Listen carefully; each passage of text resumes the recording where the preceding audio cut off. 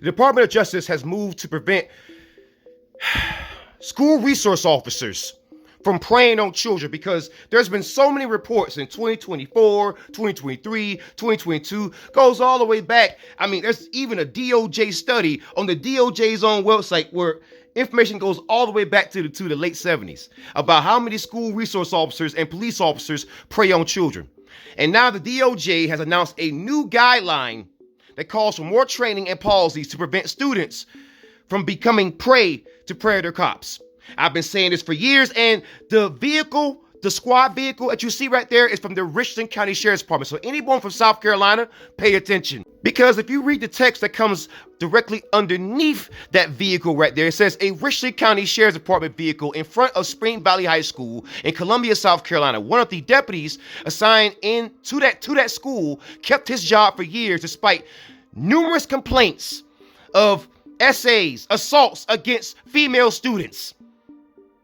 That's why the DOJ is moving now, because Sheriff Leon Lott in Richland County Sheriff Leon Lott, he covers up essays of young children. He's been doing it his whole career. And the DOJ has been having a hard time touching him because Sheriff Lott has been so protected within his own bubble within Columbia, South Carolina in Richland County. Okay?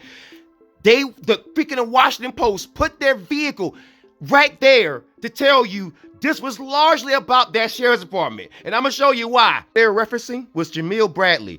And there's federal court documents where Sheriff Lott was taken to court several times over and over and over and over and over and over and over again.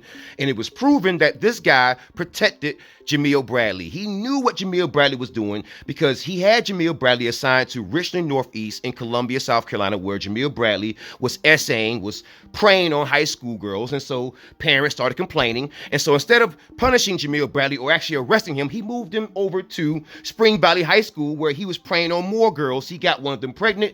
They wanted to unalive themselves. And one of the victims' parents just so happens to be a school district employee.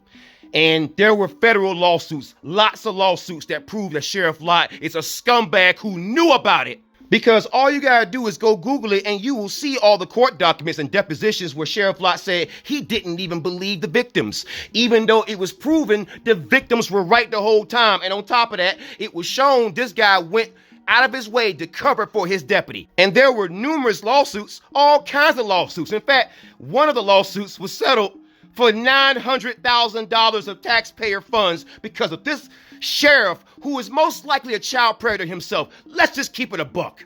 And so citizens of South Carolina should know, in Richland County, you should know the reason why the DOJ is going after school resource officers is because of Sheriff Leon Lott. Because good Lord, someone has to do it. Finally, let's talk about this predator sheriff and his predator deputies.